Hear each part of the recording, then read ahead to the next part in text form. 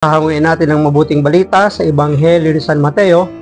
Ang kabanata po ay 13, mga talatang 36 hanggang 43. Noong panahong iyon, iniwan ni Jesus ang mga tao at pumasok sa bahay. Lumapit ang kanyang mga alagad at sinabi sa kanya, "Paliwanag po ninyo sa amin ang talinghaga tungkol sa masasamang damo sa bukid." Ito ang tugon ni Jesus. Ang anak ng tao ang nag-aasik ng mabuting binhi, ang bukid ay ang sanlibutan. Ang mga taong pinaghaharian ng Diyos ang mabuting binhi at ang mga taong pinaghaharian ng Diablo ang masasamang damo. Ang kaaway na nagasik ng mga iyon ay walang iba kundi ang Diablo. Ang pag-aani ay ang katapusan ng daigdig at ang mga anghel ang mga tagapag-aani. Kung paanong iniipon ang mga damo at sinusunog, gayon din ang mangyayari sa katapusan ng daigdig.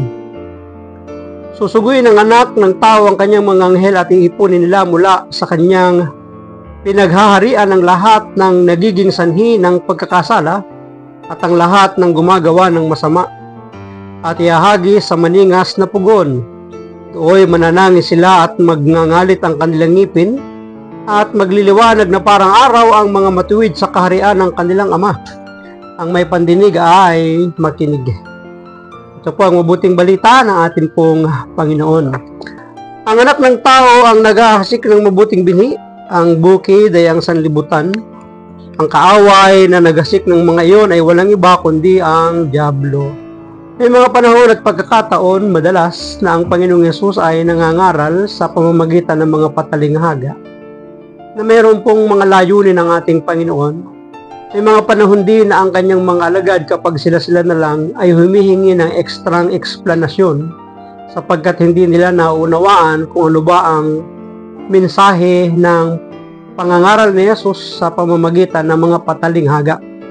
Isa ito sa mga hiningi ng mga alagad na ipaliwanag sa kanila ang detalye ng kanyang talinghaga tungkol sa paghahasik, kung ano yung binhi, kung ano yung bukid, at kung ano yung masamang binhi, at kung sino ang naghasik nito, at yung pag-aani.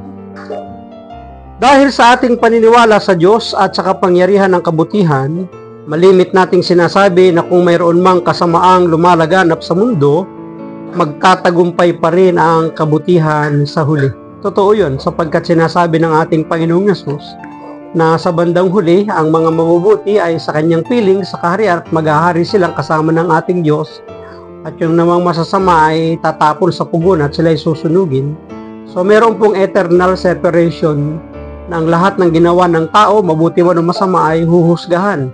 Ayon sa kanyang gawa, siya ay gagantimpalaan o parurusahan. Tunay na ito rin ang siyang mangyayari kung hindi natin hahayaan ang ating mga sarili na pagharian ng kasamaan.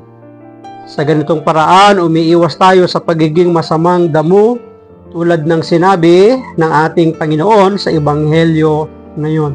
So mamimili lamang po tayo kung tayo ay mabuting binhi o masamang binhi, masamang damo. Pinabanggit sa Biblia na mayroong dalawang binhi ang ginagamit sa paglalarawan ng kaharian ng Diyos.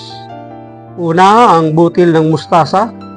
Ito ay lumalaki sa taas ng 20 hanggang 30 na talampakan, mataas. Marami itong sanga, may mga lunti ang dahon na sayad hanggang lupa, at may mga kulay dilaw na mga bulaklak. Ginagamit itong simbolo ng pananampalataya na may kakayanang lumago sa kabila ng kasamaang umiiral sa mundo. Ikalawa, ang butil ng trigo. Ang butil ng trigo ay nangangailangan munang mahulog sa lupa at mamatay upang mabuhay at mamunga. Ito ang malaking hamon sa atin na maging tinapay na bubusog sa mundong gutom sa pag-ibig ng ating Panginoon. At walang ibang tinutukoy na unang trigong nahulog sa lupa ay walang iba ang ating Panginoong Yesus.